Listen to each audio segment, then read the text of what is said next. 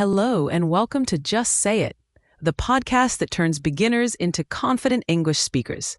Each episode brings you real-life conversations, repeat after me practice, and fun cultural tips. Ready to speak up? Let's dive in. Welcome to an illuminating exploration, where we take source material and really unearth the most valuable insights. Today, we're embarking on a journey to master the art of conversation in English. Not just the mechanics, but the art of truly connecting.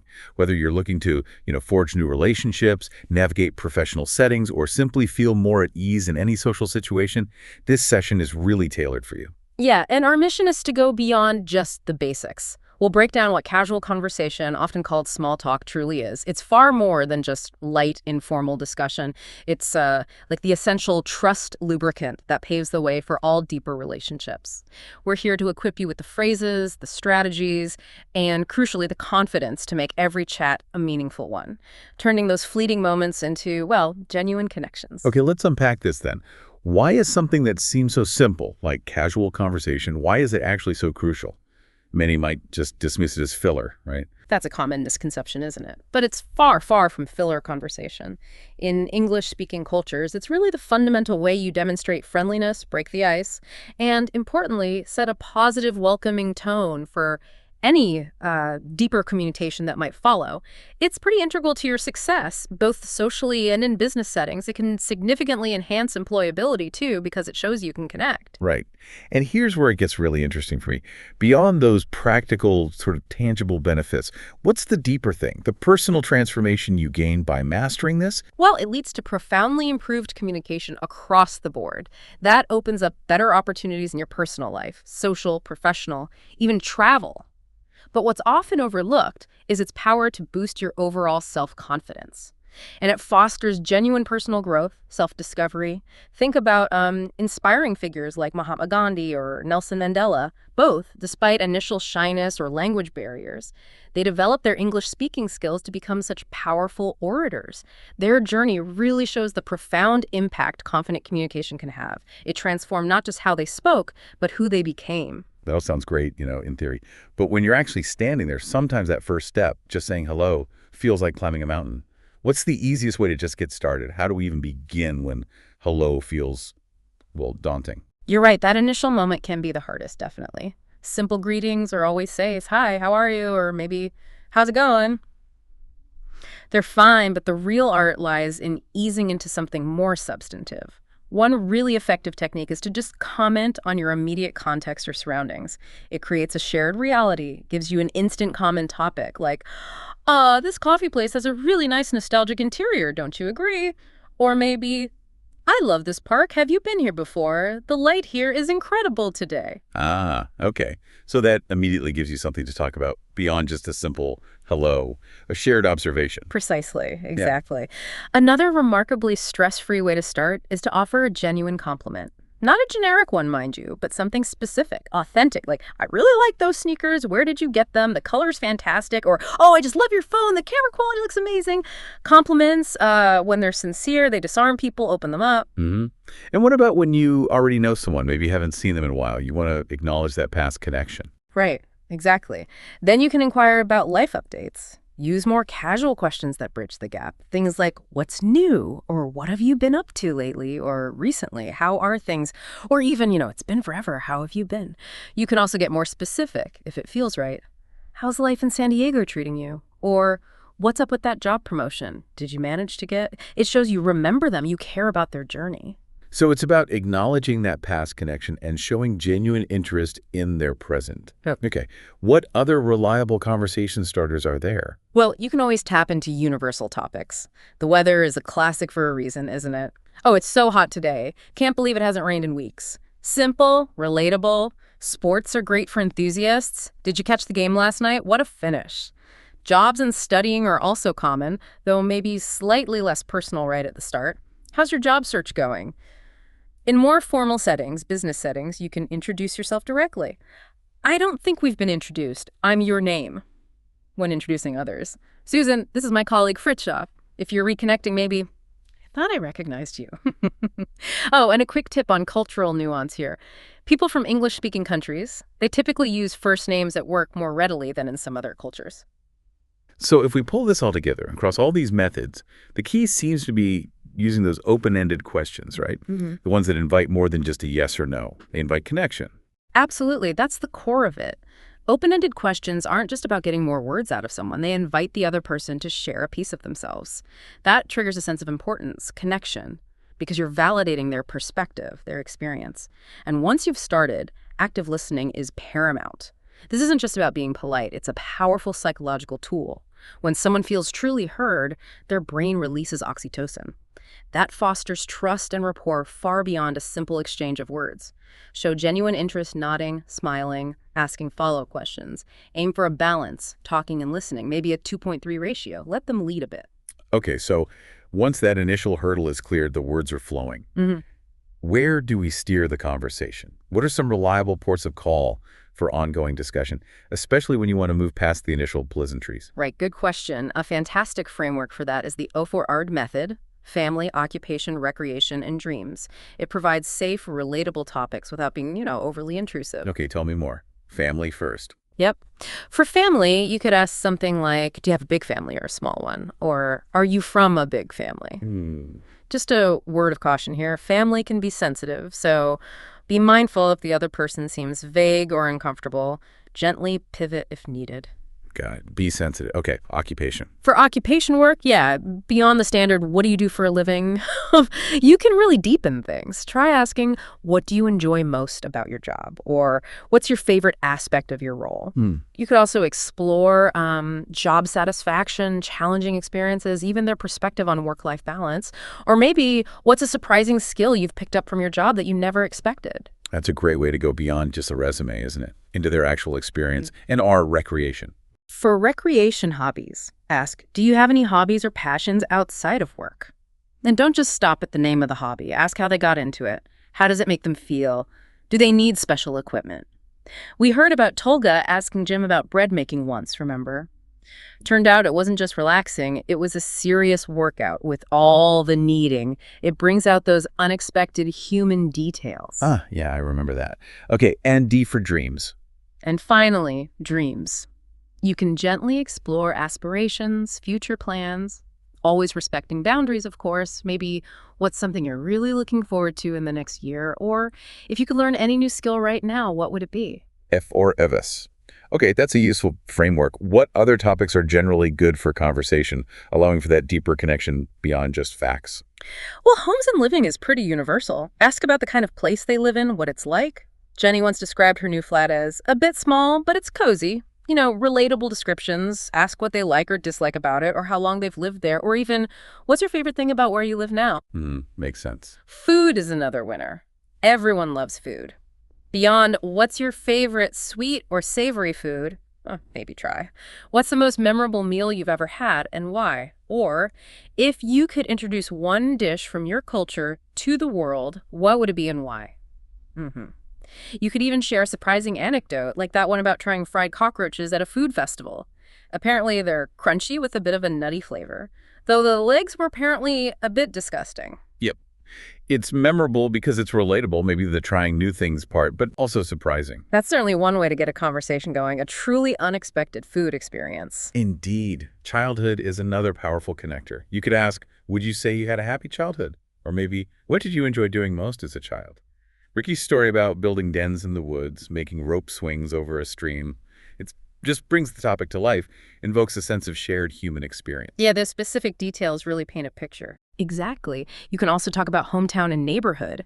Don't just ask, whereabouts is your hometown? Maybe ask, what's a hidden gem in your hometown?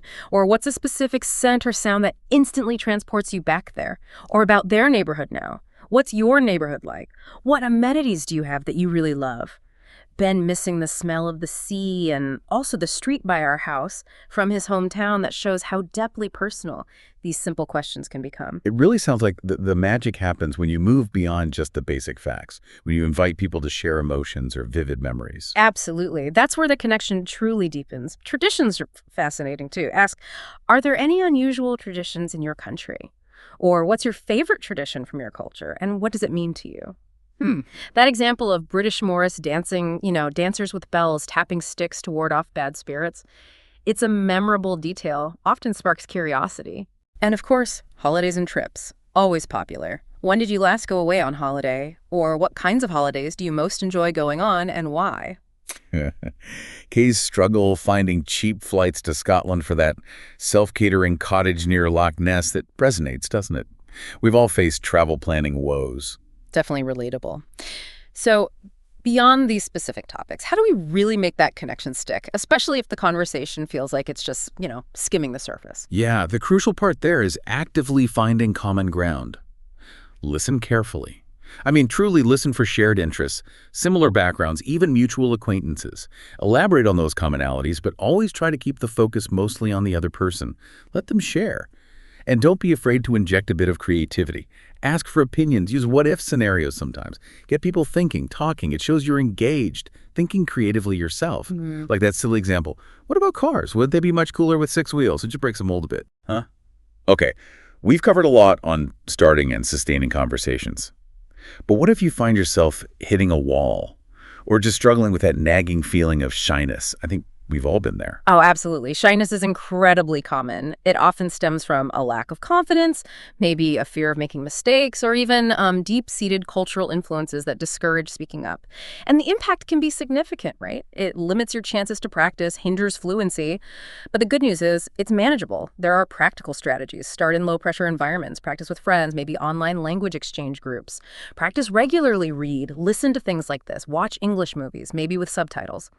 Set achievable goals, small steps, like ordering food in English or asking for directions. And very importantly, adopt a growth mindset.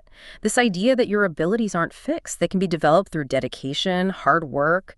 View mistakes as learning opportunities, not failures. That mindset shift sounds key. And what about those dreaded awkward silences we've all experienced and the conversation just stops? How do you combat those moments? Yeah, those silences can feel like an eternity. Okay, a few key strategies. First, try to stop translating in your head. Train yourself over time to think directly in English. It's a game changer for fluency. Second, release perfectionism. Honestly, your goal is just to be understood, not to speak like a native newsreader. Practice paraphrasing, describing things in different ways, like the game taboo, explaining something without using the key words. It's good practice. Third, have a plan B. Keep a few handy follow-up questions ready in your back pocket. Things like, that's interesting, can you tell me a bit more about that? Or even shifting slightly, by the way, did you hear about, they're like emergency exits for silence. Emergency exits, I like that. So it's not just about what you say, but how you say it, how you present yourself. What if they bring up something sensitive? How do you pivot gracefully? Exactly. Your nonverbal cues speak volumes. Confident posture, eye contact, appropriate gestures, they all matter. Also, practice positive self-talk. Replace that self-doubt with affirmations. Sounds cheesy maybe, but it helps boost confidence. And don't hesitate to seek support. Get feedback from friends or language partners you trust. Often, remember, the other person is just as anxious as you are, so make them comfortable. Open, warm body language, genuine interest that puts people at ease. Ask how they are, use their name if appropriate. Remember little details like, how is your wife Catboat doing? Shows you listened, you care. And to your point about sensitive topics, yeah, generally steer clear of controversial or deeply personal stuff. Politics, religion, appearance, age, anything too risque, just avoid initiating those. But if someone else brings one up, acknowledge it briefly, then pivot. It's an interesting point. Shifting gears a bit, though, I was curious what you thought about safer, maybe related topic. Yeah. Or I appreciate you sharing that. Speaking of things people are talking about, what's a local event you're looking forward to? Redirect with grace. And always use an open question to keep it flowing. That's very helpful. Okay, so just as important as starting well is knowing how to end a conversation politely without being abrupt. It's an art in itself, really. It truly is, yeah. While a simple just smile and say goodbye can work in a pinch, there are many more elegant phrases, depending on the context. If you're genuinely in a rush, you can say, sorry, I gotta go. Or perhaps slightly more formally, sorry, I have to make a move now. If you have an upcoming event, I need to leave for my next meeting, or, I have to catch my train. You can also subtly hint at the time, gosh, it's getting late, or, wow, can't believe it's already 5 o'clock. What about when you'll definitely see them again soon, like colleagues or people at an ongoing event? Right. If you see them regularly, you can use casual things like, see you around, see you later, or see you at the meet in the lunchicator to signal intent to meet again, maybe see you soon, or let's meet up again sometime. For a first meeting, great meeting you. Or it was really great to finally meet you are excellent choices. When reconnecting after a while, so nice to reconnect or so nice to catch up with you. And if you want to offer a final thought or thank them properly before leaving? Yeah, you can offer specific appreciation. Before we go, just wanted to say I loved what you said about topic. Really made me think. Or, more broadly, thank you for making the time to meet chat. Or, I really enjoyed our conversation. A general parting wish is always nice. Have a great day or evening or enjoy the rest of your week. If you're at a party and want to move on gracefully, you could say, I'm going to go say hi to guest host name. Or, excuse me, I'm going to grab some food and another drink. Yeah. In a business context, something like, is that the time already? I'd better get back to work. Listen, it was lovely catching up. You can also offer to connect later. Give me a call next time you're in London. Oh, and a pro tip, set boundaries up front if you need to. If you know you have a hard stop, mention it early. I actually have to leave by time because of reasons, but I'd love to chat until then. Manages expectations. That makes a lot of sense. What's fascinating here, really, is that this isn't a one-time fix, is it? It's an ongoing skill, something to cultivate, a continuous journey of improvement. Exactly. That's the perfect way to put it. Just like any other skill, you improve with consistent, intentional practice. So seek opportunities. Look for those low-stakes environments to practice. Casual networking events, community meetups, even brief chats with strangers while you're out and about. Shift your mindset, too. Try pretending you're speaking to a good friend. It can help reduce anxiety, make you seem warmer. And be kind to yourself, please. Don't dwell on awkward moments. Everyone has them. Chances are the other person forgot about it minutes later. Finally, maybe set goals. Give your conversations purpose sometimes. Commit to meeting one new person or exchanging contact info. Little challenges. Right. And remember to apply that growth mindset we talked about earlier. View every single conversation as an opportunity to learn and grow, not as some kind of test you have to perfect. Every interaction is just a chance to refine your art. So today, we've really explored the landscape of English conversation, haven't we? From that first hello all the way to the polite goodbye, we've discovered how small talk isn't really small at all. It's a powerful tool for connection, for opportunity, and maybe even for personal transformation. Exactly. You now have, hopefully, a wealth of strategies, specific phrases to help you confidently initiate, sustain, and conclude your interactions. So embrace every chance to chat, because each conversation really is a unique opportunity, a chance to learn about others and, importantly, about yourself, too. As you step out this week, maybe think, what new connections will you foster just by putting some of these techniques into practice? And what new aspect of the world, or perhaps yourself, will you uncover? Great job today on Just Say It, where every phrase brings you closer to fluency. If you found this lesson helpful, click the bell to never miss an episode and leave a comment sharing your favorite tip. Until next time, keep practicing and just say it.